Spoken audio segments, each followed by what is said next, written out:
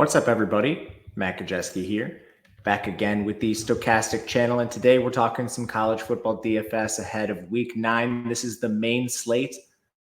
Before we get started, make sure to hit that thumbs up button, subscribe to the channel, and hit the notification bell so you know when this and all other content goes live. And quick thing to show you, we have an incredible deal right now for any of you that are interested in our DFS packages, The Sims, which you can get access to any sport through one of our partners. This will be in the link below. But if you go to our homepage, you see up at the top, there's this deals thing. You click get DFS Sims for free. And then you have all of these options. Some are in legal betting states, some not, because we have pick'em sites, everything like that. There's just so many options here. And what you're going to do is click claim offer. Some of these places are actually giving you extra money. For example, if you sign up at Bet365, make your first bet of at least $5 in any game, side or total, whatever you want. Whether it wins or loses, they're giving you $200. Then if you email us verification to our support email, we're giving you 1 month of The Sims, our core package. And the best part is you can stack these offers. You could do as many as you want, Bet365, DraftKings as well, assuming most of you plan DraftKings. But if you haven't for some reason, that'll give you 2 months, and you can stack them for as long as you want, picking whatever sport you want. This is not going to be around forever. Frankly, I can't believe it's around at all. So take advantage of this while it lasts. Okay, so now we will go to Week 9. It is a 12-game slate on DraftKings. FanDuel adds an extra 5, which are on the night slate as well. It's a weird slate. Some interesting games, like the first one we're going to talk about. Behind the glass we go. I'm going to make this one bit bigger. Nah, it's a little too big. Can't quite see everything. But as you can see, we have Notre Dame taking on Navy in a shocking game of the week situation. The spread is 14 points in favor of Notre Dame. Navy, they enter this game with their unbeaten record, obviously their marquee win over Memphis. Pace is really bad. 111th for Notre Dame, 131st for Navy. Somehow the total's still 51 points. That's come down a little bit. Notre Dame has a 45% pass rate. Navy's at 22.5%. Riley Leonard is really expensive for a guy who's averaging 25.5 pass attempts per game and 170 yards through the air. He's been excellent on the ground, 456 yards there. But this is a pretty exorbitant price tag for a matchup which should be somewhat limiting because of pace. And Navy's defense has been good against horrible teams, so we'll see how they actually end up. And then they gave up a ton of points to Memphis, who was playing in a deficit the whole game. But anyway, Leonard has kind of been this player all season long where he's poorly projected, price adjusted, especially lately. Earlier in the year, he was a little better, but he's been breaking a long run really every single week, which has gotten him there. As the prices come up, I've lost almost complete interest in him, especially in a game like this. The backfield is semi-messy because they won't commit to Jeremiah Love, who is forcing a missed tackle more frequently than Ashton Genty, believe it or not. The problem is he only has 76 carries because Notre Dame continues to force the ball into Jadarian Price and occasionally Devin Ford and Aeneas Williams. I'm not sure why. I guess they like to play in competitive games, evidenced by Northern Illinois, but he's always in GPP consideration, given his upside, and Notre Dame does have a 32.5 team total here. So Love will kind of occupy his continuous GPP depth piece. I don't know, contrarian piece if you want to play him. I typically don't play any Notre Dame receivers. Bo Collins is coming off a 9-target game. His routes are down, and I think the only player who's actually semi-live here is Mitchell Evans. Coming off the injury this season, he's actually seen his routes rise. They definitely eased him back. But most recently, we saw his routes jump to 78%. That was by far a season high. Wish the targets were there along with it, but it's at least good to see for him. I don't really think anyone else is worth mentioning for this team. There are better value plays at other spots on the slate. Navy's easy. It's basically Blake Horvath or pass, and he doesn't, somehow he has 12 attempts per game for 148 yards. I would bet my life savings on an under prop in this situation if it was available, but it's really hard to play an arm first quarterback when they have an 18.5 implied team total. And then he's carrying the ball so much, designed. He's such a big part of their run game. It basically cannibalizes every other person. Could you use maybe like a contrarian Texa? Probably not. If you'd have to be getting really, really weird So this is kind of just Horvath or pass, and it's largely going to be pass because of this price tag at 8,400. FanDuel is even worse. Tulane, North Texas. A very fun addition to the slate coming out of the AAC. We generally don't see games like this on main slates. 69 total in this game. We are going to have to play some guys from this contest. 7.5 point spread in favor of the road team Tulane. Completely different offenses. Tulane is 128th in pace, North Texas 5th. Pass rate, 37.5% Tulane, 59% North Texas. Darian Mensah, his props are a little higher than his game average, which is 202 yards. I'm tempted to bet an over just because of the crazy total in this game. Like, they're implied for nearly 40 points. There is one issue. Ty Thompson does come in on clear running situations, which it kind of mitigates the upside for him. You know, like around the goal line, you'll see some Taysom Hill stuff from Ty Thompson, which isn't ideal for the upside of Mensa. But I mean, we're talking $5K for a 38 team total. I mean, like, mathematically, we have to consider Mensa, even if he hasn't been electric this year by any means. So, I mean, Mensa's firmly in play, even though Ty Thompson will play a little bit. The counting stats are bad. It's just North Texas is hemorrhaging points. And it makes sense. They had 3 of their starting defensive backs arrested this offseason. I mean, they're playing with a really thin group on the back end. At running back, Mekhi Hughes is expensive, 7,400, but he's coming off a 27 carry game, 2 targets, 29 total touches. He's averaging 106 per game.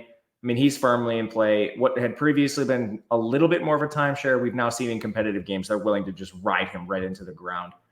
You also don't fear North Texas's run defense, who's allowing 4.7 yards per carry. At receiver, Mario Williams, Dante Fleming, Keith Brown are the main players to mention. We did see Alex Bauman miss their last game, which basically just turned it into a tight end rotation. Reggie Brown played a lot more, still wasn't targeted. So that is kind of messy. I'm not really getting to anyone outside of a contrarian Mario Williams. And again, like, I'm probably going to boost Tulane's offense because I can't believe the passing props for this team are so low. And that'll bring up Mario Williams, Dante Fleming, and Keith Brown. The cheaper guys are a little more interesting price-wise, but Mario Williams, I think, is locked in here. We did see the appearance of Fat Watts for the first time. Not really in play for DFS, but just wanted to throw him out there. He's a little throwback. All right. Let's go to North Texas, who has much better props, largely because they're running a semi-air raid offense. Chandler Morris is averaging 350 passing yards per game, and he's pretty mobile. 140 yards on the ground. I mean, this is the TCU transfer, former 4-star. I mean, he's been playing well aside from the offense being kind of tailor-made for these counting stats. He's 8,900. He's firmly in play at this price. In the backfield, just a ton of injuries that haven't been updated. North Texas has a decent beat reporter, but he's not really up to speed throughout the week. He is paying attention during pregame. We haven't seen DeMarsha Harris, Akiaka Rogsdale, Juwan Price, or Zach Evans in multiple weeks, which has led to a committee formed of Shane Porter, Mackenzie Gill, and Kiefer Sibley. I don't really think anyone's going to consolidate here, but the total is so damn high in this game. Maybe you could play a Porter who's led the team in touches in their most recent games. I mean, there are crazier things. In the receiving room, Damon Ward has been injured for multiple weeks now. They also didn't have their tight end Oscar Hammond in the last game. That doesn't matter. They're basically running 4 wide receivers on almost every single play. The guys we know are locked in are DT Sheffield and Dalton Carnes. 14 and 12 targets apiece for these 2 guys in the last 2 games. Firmly locked in. Once you get beyond that, it's tricky. Damon Ward was called a game-time decision in their last contest and didn't play. Prior to his injury, his route share was well above 90%. So I would imagine he's probably in play. If he's out, it's a mess. Here are the routes last week. Wyatt Young, 53%. Blair Conright, the TCU transfer, 57%. Landon Sides, 27. Nick Rempert, 43. Miles Coleman, 22. And then we had the running backs. This is messy. And I don't know if Damon Ward immediately comes back to 90% of the routes either. The one thing I do know is that DT Sheffield and Dalton Carnes are on the field almost every play, and they are locked in.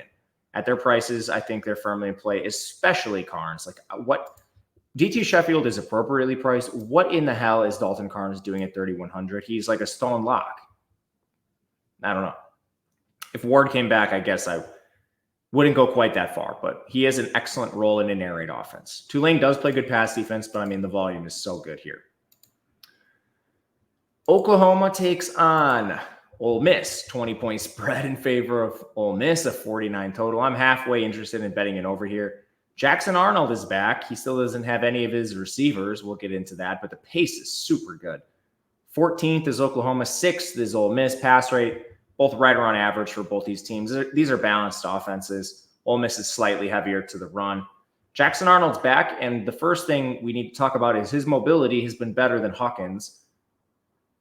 Maybe I shouldn't go that far because both these guys are taking a ton of sacks. You know what? It's actually probably hard to determine who's more mobile. Hawkins has looked good in flashes, but as you can see, the sack numbers through this team are just astronomical because their offensive line is so bad. Ole Miss is one of the best pass rushes in the country. They're a top 10 unit. They are going to murder whoever's back here. These prices are somewhat eye-opening, but again, the team total is 14.5. Just ignore this. The backfield, Taylor Tatum, he'll be the 1B to Javonte Barnes, 1A. Sawchuk is doubtful in this contest. If you want 16 carries for 32 yards, Javonte Barnes is your guy. Without all of the receivers on the field, like J.J. Hester had 10 targets, Jacob Jordan had 8 targets, Bauer Sharp had 6. But, I mean, all the usual suspects are out again for this game. Farouk, Anthony, Anderson, Burks, none of them are playing. So last week, what we saw was Bauer Sharp, his normal like 65% of the routes, Brennan Thompson, his normal 75. The big jump was Jacob Jordan played 67% of the snaps, and that came directly at the expense of players like Raggins and Petway didn't play, and Carrion and Carney. All those guys were at like 30% or worse.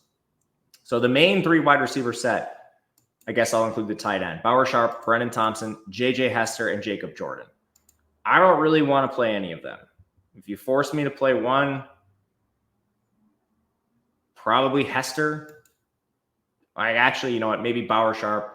Just the cheaper ones, like Brennan Thompson and Jacob Jordan. Like, I'll just go way down to the basement rather than pay $4K. Jackson Dart's 9,400. He's not running as much this year. 183 yards is still fine. 340 per game through the air. That is boosted heavily by a cupcake non-con. He struggled more in conference play. Oklahoma's gotten a little worse on defense. They lost 2 starters in their secondary, which has been a problem. But still, defense is the strength of this team. You could get to Dart, I think, as a contrarian expensive piece. No problems there. In the backfield, Matt Jones is out. When he missed their last game, Ulysses Bentley just took all his carries. It was like a 1-for-1 rotation. Henry Parrish is by far the 1A, and then Bentley just came in and took what Matt Jones had previously been getting. They also used J.J. Pegues on the red zone, their big defensive tackle, so the touchdown upside is not quite as high for these backs because it's almost like, I don't know, Jalen Hurts in Philly. When they get on the goal line, they have a very specific package they use, and it doesn't involve Parrish or Bentley. In the receiving game, Trey Harris is questionable. We'll see if he plays. I don't know if he does. If he does, I have a ton of interest always. He's extremely expensive. Because of the injury tag, he's definitely not going to be my preferred option, but I imagine a sprinkling of Trey Harris because you don't often see guys with 10.5 targets per game averaging 141 yards that are virtually matchup proof. And he should have more yards, honestly. Like, he dropped a bomb directly into his breadbasket against LSU. If he catches that, Ole Miss wins the game. But he is battling an injury. Outside of that, it's Caden Lee, Antwain Wells, and Jordan Watkins as the main pass catchers for this team. Routes have been a little all over the place. Caden Lee did jump up to 96%, Antwain Wells 59%, and Jordan Watkins 81%. I think this makes sense. Antwain Wells has been a waste of space on the field this year, but they will run 4 wide a fair amount. Not quite as much as a team like North Texas, but I mean, you will see some Lee, Wells, and Watkins on the field together. But the 80% of the routes, 2 straight weeks for Watkins gives me a little more confidence in him. And then Lee somehow is second on this team in targets, and he had 13 in their last game. He also has the second most receiving yards. He is an interesting play at 3,700. Last thing, Prescorn last game was at about 40% of the routes, and Daquan Wright was at about 60. This has ebbed and flowed a little bit this year, and as you can see, 15 targets for Prescorn, 8 for Wright. It's kind of a mess. Prescorn was a pretty useful asset last year, but now that they added the Virginia Tech transfer, it's just too messy to really play. Washington takes on Indiana. Fun game here. 6-point spread in favor of Indiana, 53.5 total. Pace is a little below average. Washington 80th, Indiana 94th. Pass rate, Washington 54.5%. Indiana's at 46.5%. Will Rogers is still ceding 10-ish snaps to Demon Williams every single game. Will Rogers can't run, and he's no longer with Mike Leach. So when he doesn't get 50 attempts per game, a lot of times he's not getting the bonus, and he's useless for DFS. He does throw the ball enough to prop up his receivers, but he just takes way too many damn sacks. It's been a problem for him for DFS throughout his career. And without Leach, he just doesn't have the volume to really mitigate it that much. 5,600 is somewhat enticing to me. DraftKings did a good job with him. That'll make you look twice, but he's almost never rushing in the score. Demon Williams will come in for that. So, I still don't see myself clicking him often. Jonah Coleman is also in more of a timeshare than we'd like. They got absolutely blown the hell out by Iowa in the most recent game, so I don't think we saw quite the touch ceiling that we have been seeing. Especially, I don't know what Jed Fish is doing. Jonah Coleman needs to be on the field every single play. He's averaging 97 yards rushing per game. He's right up there in the force missed tackle category with Genty and Love and the most elite backs in the country. He also just isn't seeing the volume. He's also seeding more routes to Cam Davis. I flat out don't understand what the deal is with this. His routes have been continually falling. 6,300 is somewhat enticing for him, but it is just not the role that he should be getting considering his efficiency. At receiver, to me, it's just Giles Jackson, Denzel Boston, and move on with your life. 8.3 targets apiece for them. Only 2 yards separate them. These are two elite players. They're on the field every single play. Jeremiah Hunter, the transfer from Cal, has been a huge disappointment, and he's now losing snaps to Rashid Williams. He's just getting outplayed, flat out. Hunter should be nowhere near your lineups. Latu is a rotational tight end. DeGraff will play what's left over. It's like a 70-30 split between them. And Audric Harris did play a little bit too, at the expense of Jeremiah Hunter. Indiana, Curtis Rourke is out, so we move to former four-star Taven Jackson. The only time we've seen him, he was getting murdered in the previous edition of Indiana's offense before they went to Cignetti. The infrastructure around him is infinitely better. Infinitely. So what does this mean for Jackson? He was a great recruit. This is a top 50 recruit who played in a turnstile offense before. I don't think they're going to have him do the same kind of stuff Rourke did. Expect a neutered version of Indiana, especially because their O-line is great and their run game should be just fine. Washington's also weaker against the run, so I imagine they try to pound their three-headed monster of Tyson Lawton, Justice Ellis, and Kalen Black. Predicting that is a different story.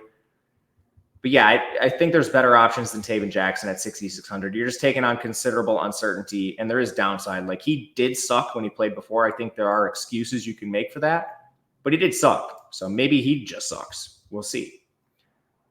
We just mentioned the backfield. Good luck. It's going to be a three-way committee. Ellison would be the guy I played if you forced me to. But honestly, the touch difference between him and Lawton isn't that crazy. Maybe it's just Lawton to save the money, but I don't want to play any Indiana backs because of the nasty timeshare. At receiver, Elijah Surratt is a continual buy low. He only had 4 targets in the last game. I guess they were murdering Nebraska, so didn't need to use him.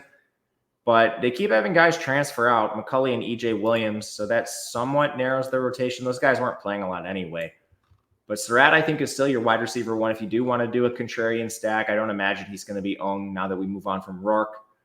Omar Cooper is the wide receiver 2, Price the 3, Cross the 4. But, it's very, very close between those guys. The routes have actually ebbed and flowed quite a bit for them.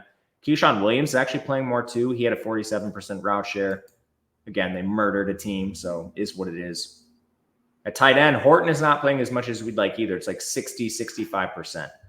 Basically, outside Surratt, this is a giant rotation, which is great for real life, bad for DFS. Some of these guys are extremely cheap. If you got a one-off as a punt play, it's not the worst thing you could do, but it's definitely not something you should be trying to do. Speaking of Nebraska getting murdered, they're projected to get murdered again by Ohio State. 25.5 point spread, 48 total. Nebraska's implied for 11 points. My best recommendation is X this team out. If you want to play someone, it's probably a one-off receiver, Barney, Banks, or Nair. Everyone else stinks. They lost Ramir Johnson in their last game, I guess you could say, and Gabe Irving has not been playing. He's been beaten out. So perhaps you see Dowdell and Johnson playing a more consolidated role, but what is that in a game where you're projected to get murdered? Pass on Nebraska. Will Howard, 7,900. We haven't seen the same mobility we saw with Kansas State, but it's in there. I think he needs to be coaxed, though, and I just don't see that really being the case. 27 attempts per game. He is efficient. Like if, let's say Nebraska keeps this to like 21 points, 17 points, then I think there's a 300-yard bonus in Will Howard's range of outcomes, but I think it needs to play closer to the spread than what this indicates. And that's just as likely as, Ohio State winning by 31. So who knows? For tournaments, I think you could definitely use him. He's not exorbitantly priced. He definitely won't be a mainstay in my lineups, but I mean, you want to stack Will Howard with Ibuka, Jeremiah Smith. Carnell Tate never leaves the field. He is wind sprinter extraordinaire, but he's 3,400. So, I mean, like, we've seen this for years now. The tight end who's never used, the rotational receiver who's rarely used, they pop up for big games occasionally. So I don't recommend playing Tate in cash or anything, especially when we have like Dalton Carnes at 3,100, but I'd mix him in for tournaments. Why not? The backfield, it's like Penn State. You never know who's going to carry the ball more on a week-to-week basis. You never know who's going to have the big game. But both Quinshon Judkins and Henderson have slate-breaking potential, largely on efficiency. I will say Nebraska's defense is the strength of their team. This is not easy sledding, but Ohio State still is implied for nearly 37 points. Missouri taking on Alabama. The spread has moved a ton. It is 17.5 points in favor of Bama, 50.5 total. Missouri is implied for 16.5 points. That is X-out territory for me, and that is because Brady Cook got ruled out, so we moved to the incompetent Drew Pine, who can't run or orchestrate an offense. This tanks everyone. Luther Burden's props are at like 50.5 yards. I'm not sure where they've bounced since I looked at it. It was in the like low 50s. Tells you everything you need to know. I don't think you can play a pass catcher for this team. If Luther Burden at 7,500 is being projected for 50, Luther Burden has sucked anyway. He's averaging 64 yards a game. So, I mean, if you're going to now move from Brady Cook to Drew Pine, I don't know how you can play anyone on Missouri, even with Alabama being a sieve on the back end on defense. I don't know. The other thing, Nate Noel is out, so maybe Marcus Carroll consolidates. We did not see that in their last game. They involved Jamal Roberts, Kewan Lacey, even at a carry. Just too much risk to play anyone in Missouri right now. They got to get Cook back fast. On Alabama, they're implied for 34 points, which is a little weak. We just talked about, Will Howard implied for 37 or whatever it was. And he's like $3K cheaper than Milroe. Milroe has decent mobility, 330 yards this year, but it's still not like the slate-breaking mobility we've seen from some guys. He's had like one slate-breaking run. Then he's only throwing it 26 times per game for 246 yards. He's coming off his worst game of the year, and I don't know if they scale him back in that regard. But they don't really have a good run game to scale back the passing in favor of. Their run game's been horrible. Jam Miller and Justice Haynes are in a 50-50 committee. I think they're priced efficiently for this game. It's just tough to play Alabama right now. I do want to buy low on Milroe, but not really for 10.3K. It's not even a buy low. You always have the explosiveness from Ryan Williams and Jeremy Bernard. 7.3 targets per game for Ryan Williams, 5.3 for Bernard. Everything else has kind of been a mess. Kendrick Law did immediately come in and play like mostly the wide receiver role. They rotate a little bit there, but Kendrick Law had the best route rate, 57%. Dip rate at tight end was at 65. Just pretty tough to click Bama right now. BYU takes on UCF, a 2.5-point spread. It's moved a ton in favor of UCF. 53.5 is the total in the game. BYU plays super slow, 115th. They have a near 50% pass rate. UCF is 25th in pace with a 36% pass rate, which has been on the decline. Retzlaff has been surprising. He's run hot on turnover-worthy plays. He should have more interceptions. But still, for only throwing at 29.5 attempts per game, 235 yards is reasonable. UCF's defense, it's about average. It can be beat. We'll see if BYU making this massive road trip can actually take advantage of it. But Retzlaff, I think, is pretty easy to stack if you do it. I don't think you should in many lineups, but when you do stack him, it's pretty clearly Lassiter and Chase Roberts. Keelan Marion has played the most at wide receiver 3, and Keanu Hill's like a 60% player at tight end. They haven't had Cody Epps in a while. I don't think we see him here. I'm not sure, though. Monitor that. We've now seen the BYU receivers come up in price, so they're definitely not going to project as well. This would be a contrarian stack. One thing we saw was now that they've had Martin back for 2 games, they gave him 20 carries, and Hinckley Rapati was at 6. And we're not even seeing the other backs we saw earlier. Now, Ahine, Moa, Davis, Huanga, none of them are playing. I don't know if it's injury. I doubt it at this point. Just seems like they wanted to use Martin in this role all season long, but he was hurt. On UCF, Ja'Cory Brown is 7K. I think there's a lot of untapped potential here. His props are like 120. He's electric on the ground. He already has 330 yards. He's basically played 2 games. And I don't know what UCF was doing last week. Nearly 50% of his passes were downfield. So, I mean, he had 20 dropbacks. He went 0 of 7 on passes 20-plus yards down the field. They gave this guy no layups. He's just chucking. I mean, this team is running the hell out of the ball and then just taking deep shots. Their run game was so good it didn't matter. Their pass game looked horrendous. I'm just very curious if that's what they continue to do again. Seems pretty easy to defend when all you have to do is defend the occasional deep shot in the run game. But what do I know? I think it is leading to some untapped potential for Ja'Cory Brown. People see his box score stats from last week, and they were horrible, but I don't think they're taking into account the level of difficulty UCF was really asking him to do through the air. And he wasn't asked to do a lot, but when he was, there's like, hit this bomb, why don't you? Pretty tough for the young kid. Anyway, he's in play, I think, fully. Very interested in him, especially if he has some passing or aggression. They trimmed the fat at running back. Clearly Malzahn was very upset with this team. He's benched Penny Boone. He's benched Johnny Richardson. The only running backs that touched the ball were R.J. Harvey and Miles Montgomery. Everyone else, pure dust. Harvey at 9,200, still in play, 25 carries. He's averaging 127 yards in the ground. He's the main pass catcher, especially now that Richardson has turned to dust. So when they're in third downs, they're not throwing a lot, but when they do, Harvey's in the field. Hudson had 7 targets in the last game. He has 20 over the last 2 games. He's just running go routes. And if he doesn't catch one, he's dust. Javarius Johnson's the wide receiver 2. Same thing. 6 targets. Doesn't catch a go route. He's basically dust. Trent Whitmore is still the wide receiver 3. Somehow this guy has a near 70% route share, and he's logged 7 targets on the year. He's a Florida transfer. I don't know what happened. He's starting to lose some snaps to Chauncey Magwood, which is probably good, but I don't know. This team has a non-existent pass game. It was a problem even before Ja'Cory Brown took over. KJ Jefferson's throwing 2 horrible weapons. Texas Tech TCU, 67 total, the second elite game on this slate. 6.5-point spread in favor of TCU. Good pace.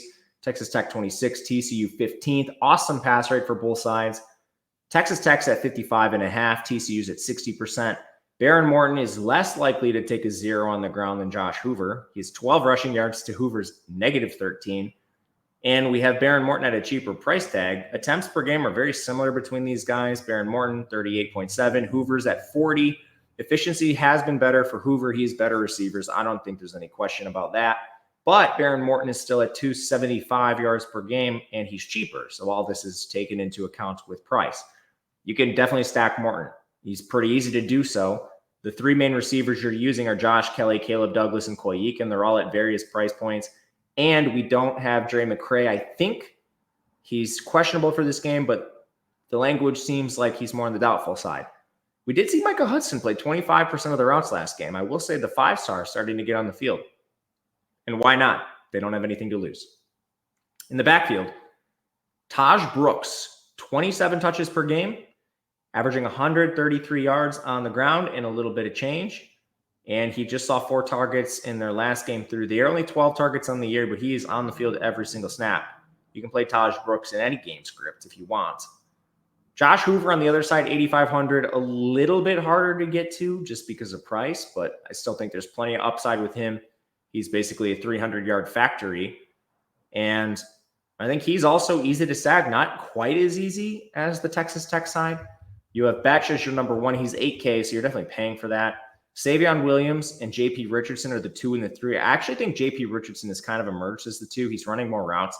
But honestly, that might not be true because Savion's routes were kind of dropped. They were giving him carries out of the backfield. This was weird. He had 7 carries. So that kind of affected his routes. I'm going to rephrase what I said. I think Savion is still the 2, Richardson's the 3, and Eric McAllister is the 4. He's basically just parked at 40% of the routes. They won't give him any more. And the coach actually was asked about this, and he's like, yeah, he's the backup to Savion, is what it is. In the backfield, they did mention that this is still an ongoing competition. The language out of TCU is that Trent Battle might get more opportunities. He had 8 carries in their last game. I mean, Cam Cook has just flat out sucked, and it's not all his fault. The O-line has been awful, but Jeremy Payne, he sucked too. So this could be a 3-way committee. And plus, they're giving backup QB Haas Hengy carries, Savion Williams at 7 carries. I mean, this team is looking for a spark on the ground, and I don't think they're realizing how bad this offensive line is at run blocking. Illinois, Oregon. Illinois is a 21.5-point dog. Game is 54.5 in terms of the total. Pace, Illinois 92nd, Oregon 84th. Both teams fairly balanced. Illinois is a little run heavier at 46%. This team continues to run hotter than the absolute sun. Luke Altmaier is the most fortunate quarterback in the country. If you look at turnover-worthy plays that have been converted to interceptions, I'm not kidding. That is not an exaggeration. The guy is sun running. You couldn't draw up a situation where more defensive backs drop interceptions, but that is the reality with Altmaier. They have a 16.5 implied team total, which basically erases everyone from contention. You can't play Altmaier. He's already in a pretty bad role in terms of volume, so he's not live to backdoor 300 yards. He doesn't run a lot. He's not super efficient. He just isn't turning it over. In the backfield, Josh McCray did have 17 carries after a 16-carry game. Caden Fagan is hurt. And Khalil Valentine didn't play in their last game. No one said anything about that. I think he might redshirt. I think he only played 4 games. So that's something to keep your eye on. Regardless, McCray is the lead back. So at 4K, maybe you could get to him. His route rate is actually good too. And Zachary Franklin's 4,400. That's really the last thing I'll say. He leads the team in targets with a 28% share ahead of Pat Bryant. He's just way cheaper than Pat Bryant. So maybe as a one-off or a run back.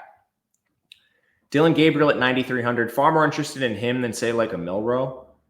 He's averaging nearly 300 yards per game, 297. He runs a little bit, basically when he has to.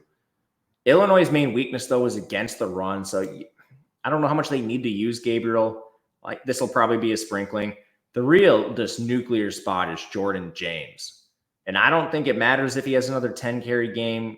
If he does, it's largely because he was efficient on the process to getting there. Like, they need to be efficient and kill Illinois for him to have a game like this. Otherwise, 20 carries in 3 games straight prior, over 100 yards per game on the ground, super efficient, plenty good in the pass game. His route rate, what is it, up at nearly 51% on the year and more close and more competitive games. Jordan James might be my favorite expensive running back on the slate. Illinois' run defense is horrendous. In the receiving game, Tez Johnson, 7,200. He has a 30% target share. Evan Stewart has come alive of late after I lost a ton of money on him to begin the season and stop playing him. So I don't know. Reach out to me on Saturday. Ask me if he's in my lineups. If he is, probably fade. If he's not, maybe you should play him. And plus, I think Holden is probably back in this game. There hasn't been any word on the suspension, but he was at least there in the last game and suited up. He didn't end up playing, but he should be back. Terrence Ferguson's out, and that led to Kenyon Sadiq having a decent role. He's just super athletic, man. 4 targets, and then he's had carries this year. I mean, he looks different. He doesn't look like most of the lumbering tight ends on the field. This is more of like an athletic receiving option. So I guess if you want to throw a dart, Sadiq, I would play over Pat Herbert. Maryland, Minnesota. We don't have many games like this in the slate, fortunately, but we have one here. A 46.5 total, Minnesota 5-point spread. They're the favorites. Pass rate for Maryland is 57.5%. Minnesota, shockingly, is at 53, which is really weird because they go from Kaliak Manis to Brosmer, and Brosmer has arguably been worse, but they're throwing like 25% more often. Anyway, let's start with Maryland. Billy Edwards has good volume, 40 attempts per game for 302 yards. This is just about the worst situation you could be in against a extremely slow Minnesota team who's 106th in pace. Edwards doesn't run a ton, so he's kind of difficult to get to in this particular game environment. Backfield's a committee. We just saw Roman Hemby out-touched by Nolan Ray. I don't think you can play anyone. And then the age-old question of Ty Felton. He's 8,800. I think that's still a pretty good value for him. Prather, he's 52. He's actually coming off 24 targets in the last 2 games, which is still pretty good. And then Octavian Smith has iced Shalik Knotts and everyone else in this receiving game. Over 80% of the routes last week and 10 targets. Dylan Wade's the main tight end, but he will split time with Preston Howard, so that's not as interesting to me. I think it's a pretty efficiently priced Maryland pass catching core. Brosmer is an absolute moron. He is negative rushing yards, 204 passing yards on 30 attempts per game. He looks like the FCS quarterback that he is. Darius Taylor has been icing almost everyone in this backfield. This team took a ton of transfers, and none of them are playing outside of Marcus Major. It's Darius Taylor's world, and I think there's room for upside. I mean, this guy's second on the team in targets now. He has a ridiculous pass game role. He had a game 3 games back with 13 targets. You can play Taylor at 8K, no doubt about it. Maryland's defense is Swiss cheese. Daniel Jackson's really the only receiver I'd play, and this is a very tempting price tag. He's averaging 10 targets per game in the last 4 games, and they put him at 4,500. I generally, just as a rule of thumb, don't want to play Minnesota receivers, but that's a really damn good role for 4,500. Oregon State Cal, another weird addition to the slate. I don't think we've seen Oregon since week 1 or 2. I was thinking back to this and couldn't remember. They are a 10.5-point underdog to Cal with a 49 total. Oregon State is slow, 88th in pace. They're passing 43% of the time. Cal's 48th in pace with a 53% pass rate. Giovanni McCoy is not very efficient. He does have decent mobility, 312 yards on the ground this year, only 185 through the air. His price tag at least makes you think. But the real place I think you want to go is Anthony Hankerson with Jam Griffin out. This guy has a monster role right now. It's actually very ridiculous. Last 3 games, so the third most recent game is the game that Jam got hurt. 29 touches, 31 touches, and 20 touches. In the 20-touch game, he was the only running back that touched the ball. It wasn't like he started splitting work. It just wasn't the most competitive game. Hankerson has a monster role. He's expensive, but who cares? In the receiving game, Trent Walker he has a 35% target share. I thought this would drop. This guy is dominating targets. He's also 4,600. You can definitely play him. It's very messy outside of that since they got back Darius Clemens, the Michigan transfer. He was injured for the early part of the season. With him back now, he's taking about 50% of the routes, and maybe that rises. He's played for 4 games. He's kind of been parked there, though. Jeremy Noga has been at like 85%. He's just not as involved. And then Taz Reddix is the guy that got his routes cut by Clemens. So tough to talk about there. Jermaine Terry actually popped up for a very big route share, and he's now seen at least 5 targets in 3 games. I think he is lightly in play. For Cal, Fernando Mendoza can't run. He's averaging 247 through the air and 32 attempts. It's pretty modest. I'd rather play McCoy, I think, on the other side, but I'm not sure about that. They do have a near 30 implied team total. Jaden Ott is expected to be back. I think this is probably a committee now, and I don't know who's going to lead it. Byron Cardwell had the most carries last game. Javian Thomas has been the leader of the backfield without Ott. Kadarius Callaway missed the last game. So who knows what this backfield is going to look like. But the one thing I can say with almost complete certainty is that Ott is way too expensive until he proves to us he's going to actually touch the ball a decent amount. The receiving game is very messy here. This team might get back to Bias Merriweather in this contest. I don't know. And they've had a lot of guys out. I got to pull up the projections because this was extremely messy. Give me one moment here because they might be getting guys back and they had a lot of guys miss that weren't updated. Okay, so Merriweather allegedly has returned to practice. Kyan Gray's nothing on him. Corey Dykes is questionable. And then Maven Anderson and Mason Starling, 2 rotational receivers, both missed the last game with no update. So this is extremely messy, and it is a chance to be a disaster. I think the best play is flat out just the tight end, Jack Andres, who had 12 targets in the last game. But again, that was without Dykes. If Dykes comes back, his routes are going to get cut. And no one on this team has a good route rate to begin with. So, this might just be a full X out spot. Watch for late news because it does have the chance to be hyper condensed, but it also has the chance to be like an 8-man rotation. Jonathan Bradley's probably my favorite player if you forced me to pick one. 3,400. He was above 80% of the routes. But again, that was with Anderson, Starling, Merriweather, and Gray's not out there. And Dykes. Took a lot for him to achieve that. Last game of the DraftKings main slate, then we'll turn our attention to the FanDuel games. Texas Vanderbilt, 18.5-point spread in favor of Texas, coming off the L to Georgia. 51 total. Texas 37th in pace, 50% pass rate. Vanderbilt 132nd in pace, 38% pass rate. They're just trying to grease up games.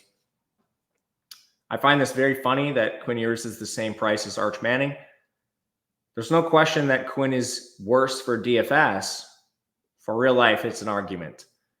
Both Texas QBs are a bit expensive, especially Quinn because he can't run. He just eats sacks. I don't think Vandy's live to get a lot of them on him, but yeah, I mean, he's pretty low upside. In the backfield, Jaden Blue, 0 carries. However, he did catch 7 balls on 9 targets. Quintravian Wisner had 15 carries, and then Jared Gibson didn't play. The only other player who's kind of a running back who carried was Niblett, who's actually a receiver on the roster, but he sort of functions as a running back. Looks like a 50-50 split, but I will say Wisner ran more routes than Jaden Blue and had exactly the same amount of targets, 9 apiece. I mean, I'm playing Wisner straight up over Blue. Straight up. He's going to project straight up better than Blue. And Blue keeps fumbling, so I get it. Bond is out of this game, which should leave Matthew Golden as the very clear wide receiver 1. Outside of that, there's at least a conversation to be had about these guys. I think you are going to see DeAndre Moore is the 2. He is 2 straight games over 60% of the routes. Ryan Wingo was at 53% and 47%. I imagine he's the 3. And then we get to a very tricky situation. Jonte Cook hasn't been targeted 2 straight games. Bolden was at 10% of the routes last week. I don't think they use anyone else. Like Niblett is kind of playing running back right now. I don't think we see Amari Niblack. He hasn't been targeted since week 1.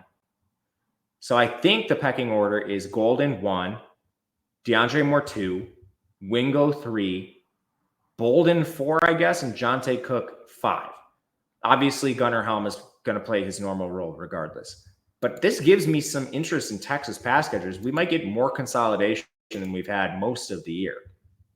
None of them are hyper expensive. Golden, like he might be like an outside cash consideration at 3,500. He's not going to leave the field. I don't know. These Texas pass catchers are way too cheap. Vanderbilt, it's kind of like, do you want to play Pavia? You can't really play a running back because Pavia handles so many of the attempts. And yeah, but he should. He leads the team in rushing by a wide margin, almost 100 yards. So Cedric Alexander is not going to be my player pool. He's also on the injury report, but I think he plays. At receiver, Eli Stowers, their tight end, has a 31% target share. He's still 4,400. I think you just play him or pass. But I'm actually pretty worried about Texas just stonewalling Vandy.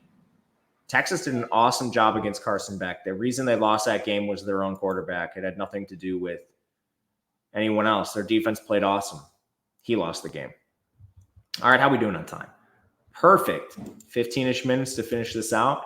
Florida State, Miami's the first FanDuel game. All these are obviously on the DraftKings night slate. 21-point spread in favor of the Hurricanes, 54.5 total. Florida State is incompetent. We can gloss over them pretty quickly. Can't play quarterback. I think Rockland starts. Don't care. Running back. Don't care. I get Cam Davis. 14 carries, led the team. He's 5K in FanDuel. Still, who cares? The receivers, one little quick monologue on Florida State. There were a couple passes that Luke Krummenhoek just threw right on the money. It's funny. You have like 9 out of 10 plays of just pure incompetence from the quarterback, and then you have one play of pure beauty, and it turns out it's just pure incompetence from the receiver. The other thing to mention with Florida State, and a reason to talk you off the ledge, they're just mixing stuff around, trying out young players. Like Kyle Morlock's been benched. Like they're just benching guys randomly, and you don't know who's going to play a lot. This team's a disaster. Cam Ward is really expensive on FanDuel. I'm just worried about them getting pushed in this game. Their team total is still really high, so this would be a very contrarian Cam Ward. 362 yards per game is pretty dang good, though. Just don't expect them to meet much resistance. Damian Martinez, I mean, he played pretty well in their last game, but he's been objectively bad on the year. He's now in a timeshare with Fletcher. I don't think that changes a ton. I don't think we see the Martinez role from Oregon State. At best, he's going to be the 1A, Fletcher of 1B. Restrepo is awesome. He's 8,900 on FanDuel. I think you can firmly play him here. And this is a pretty decent Miami receiving rotation. So you do have the chance to play some other guys a little cheaper, I guess. The one guy who's pretty locked in is Restrepo. Last game, Horton, 72% of the route. Sam Brown, 54%. Jacoby George, 62%. The second most consistent route guy is actually Arroyo, the tight end. He was at 72%. But that ebbs and flows. Like, the game prior, Jacoby George was at 46% of the routes. Brown was at 73%. The reasonable projection for all three of these guys is probably like 65%, with Restrepo up at 90%. Second game on FanDuel, LSU takes on A&M, 1-point spread in favor of the Aggies, 55 total. Really slow pace. 97th is LSU, 120th is A&M. I'm on the under in this game. LSU's still passing the ball a ton, 59%. A&M's at 38%. Nussmeier's averaging 317 per game. This is definitely the hardest opponent LSU's faced in a little bit of time. Maybe that's a little harsh to Ole Miss. Ole Miss is a really good team. I mean, they were like preseason. So I don't know. LSU has shown themselves to be better than I personally thought. But Nussmeier, I think he's about average price on this slate. He's pretty efficient on FanDuel. He's a little expensive on DraftKings. They are feeding the freshman, and he's banged up in this game. So the only worry I really have with Caden Durham is that maybe he's not healthy enough to handle another 21 carries, but he's just icing Josh Williams and Caleb Jackson. He's 8,100. You could use him. The receiving room is a bit tricky to parse. Chris Hilton allegedly is going to play in this game. What does that do to the rest of the guys? CJ Daniels is questionable for this game. What does that do? I don't know. Parker's already out, so you kind of got to wait on some late news with LSU. We'll see what happens with them. What we do know is that Lacey's the one. It appears Aaron Anderson has emerged as the 2, and then Mason Taylor's kind of like your steady Eddie tight end who doesn't really do much, but he's on the field a ton. You'll have to wait on Daniels versus Savion Thomas to see who this wide receiver 3 is, and it's likely split between them, and if Hilton plays, it's going to be even messier. I'll believe it when I see it with Hilton. The last thing, Trey'Dez Green. This, I don't know. He was originally a tight end. He's more of like a hybrid tight end now. He jumped up to 49% of the routes from 6 the week prior, which Brian Kelly said would happen. So he didn't lie. Maybe Trey'Dez plays more. Wegman is 8K on FanDuel, which is semi-reasonable for him. He runs a decent amount. His stats are warped because of the injury. LSU's pass defense is horrible on the year, but they have really played well over the last 2 games. Wegman has always been a guy who's diced up really bad teams and been horrific against the best teams. We saw this even this year against Notre Dame. So I don't know what to make of him. I don't really want to play him for DFS, to be honest. In the backfield, it is a split backfield, kind of like 60% Le'Veon Moss, 40% Amari Daniels. It's a little close for comfort, in my opinion, especially with Moss at 9,500. You can definitely find better values. One of them is just straight up on the other side of this game. And at receiver, I don't really know what to make of this team. They've been rotating a ton. I don't think you want to really put your chips down on any of them. To look at the routes, Noah Thomas, last game, 92%. Cyrus Allen, 81. Jabari Barber, 62. Jade Walker, 38. Trey Watson at tight end, 73. So probably Noah Thomas if you force me to pick one. Cyrus Allen second. Cyrus, you know what, is kind of enticing at 5,600. You might end up with some of him. Michigan State, 39.5 total, 5-point spread in favor of Michigan. Really bad pace. Both teams outside the top 117. Pass rate for Michigan's minimal. Michigan State's balanced. I mean, I'm just going to scroll this quickly and see if I think anyone is playable. I think this is a full X-out game. Even a guy like Nick Marsh, who's begun a mini breakout, their 4-star freshman, he's a little expensive at 6,500. Like, you can find better values than that. One of them is probably just Colston Loveland, 5,800. We don't know who's playing quarterback for Michigan yet. They haven't announced one. The best case scenario for Loveland would be Davis Warren. The only other player who maybe is in play is Khalil Mullings. He's a little expensive for my liking at 8,800. Donovan Edwards is dust. Bad game. Penn State, Wisconsin, a little bit better, 47.5 total, 6.5-point spread in favor of Penn State on the road, heading up to Camp Randall in Madison. 109th in pace, 41% pass rate. Wisconsin 68th in pace, 43% pass rate. Penn State's being cute as hell with Kotelnicki. It has almost cost them in games. Should have cost them in games. Wish it did cost them in games, so maybe they would get their shit together. Drew Aller, 250 passing yards per game, 121 rush yards. That's very efficient. They have played an easy schedule. There's no way around that. And USC is probably the best team they face. West Virginia continues to look worse and worse. I don't think you can play Aller, especially with Pribula coming in occasionally. But I have interest in a lot of other guys. Katron Allen, Nick Singleton, the parallel for this is always the Ohio State backs. They're a little cheaper than them, and I don't think Wisconsin is going to stand up against the run.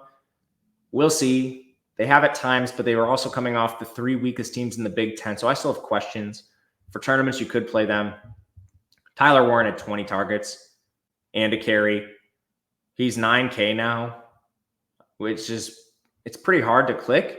But at the same time, like, he is very clearly, no questions asked, their best player. Julian Fleming is horrific. He should be cut. I wish that was the thing in college football. He's so bad. Nothing else to really say. Braden Locke can't run. He also, I mean, since they've turned to him, they have just completely plummeted in terms of pass rate. They've also played the worst teams in the Big Ten, so I have some questions on whether they might return to more passing.